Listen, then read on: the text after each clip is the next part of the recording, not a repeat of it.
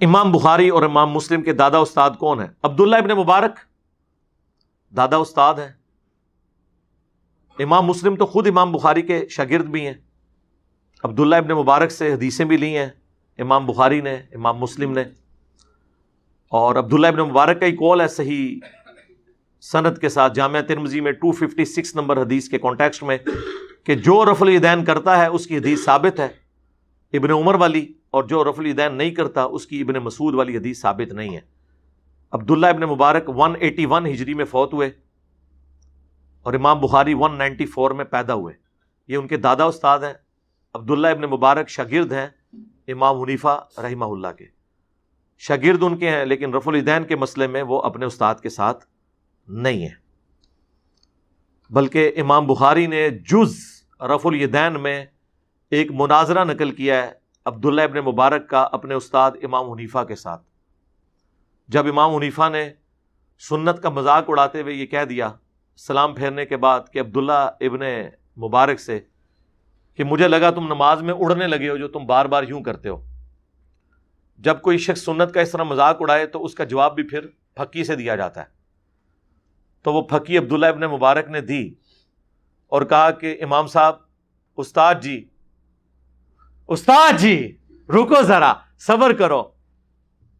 اگر آپ پہلا رفع الیدین کرتے وقت نہیں اڑے تو میں دوسرے اور تیسرے اور چوتھے کے اوپر کیوں اڑ جانا تھا میں نے. اس پہ امام حنیفہ خاموش ہو گئے. میں یہ نہیں کہتا کہ ان کی بولتی بند ہو گئی، پھر کہیں گے توہین کر دی، لیکن اس کے بعد جو امام بخاری نے کلاس لی ہے نا، اور انہوں نے جو جملے لکھے ہیں وہ اتنے سخت ہیں کہ جو لوگ سنت کے ساتھ یہ کریں ان کا حشر یہی کرنا چاہیے. اور پھر بڑی سخت الفاظ انہوں نے یوز کیے عبداللہ ابن مبارک کے حق میں امام حنیفہ کے خلاف، اور ظاہر ہے وہ سارے الفاظ سنت کی محبت میں تھے. یقین کریں یہ وہ ساری باتیں جو میں نے ڈسپلے کرائی ہیں، آپ کو میری گرفت کوئی نظر ہی نہیں آئے گی جو یہ بڑے بڑے امام نبی علیہ السلام کی محبت میں اپنے سے بڑوں کے اوپر کرتے تھے.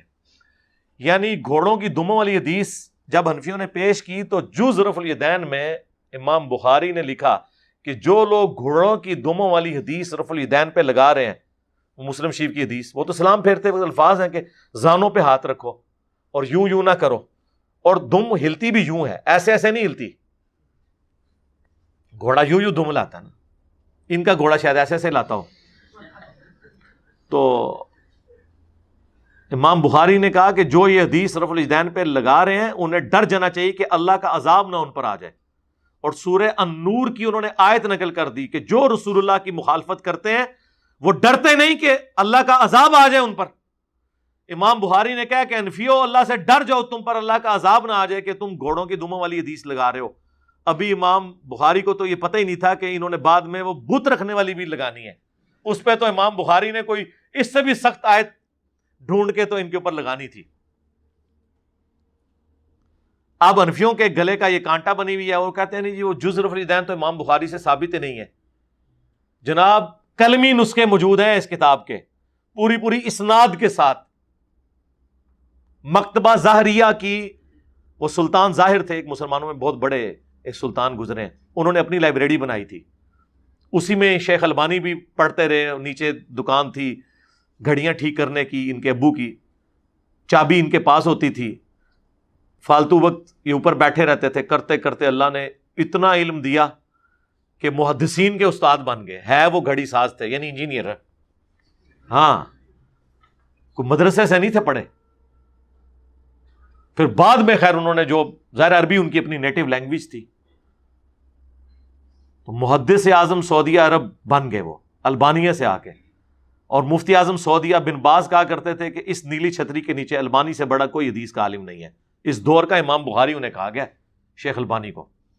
جس طرح ہم عجم میں شیخ زبیر صاحب کو کہتے ہیں نا، تو عرب دنیا میں شیخ البانی کو اللہ نے ان سے اتنا بڑا کام لیا.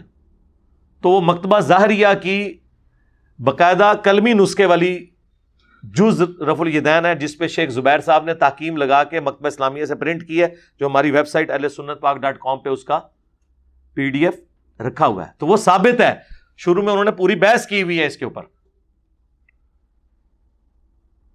اور امام بخاری نے کیا کمال، پہلے تو اس کا مقدمہ لکھا ہے کہ یہ ان لوگوں کا رد ہے، یہ اس مجہول شخص کا رد ہے جس نے اجمیوں کی حدیث کی ناواقفیت کی وجہ سے رفع الیدین نہ کرنے کی بدعت ان میں جاری کر دی۔ میں اس شخص کے خلاف یہ کتاب لکھ رہا ہوں کہ جن بچاروں کو عربی نہیں آتی تھی، حدیثوں کا پتہ نہیں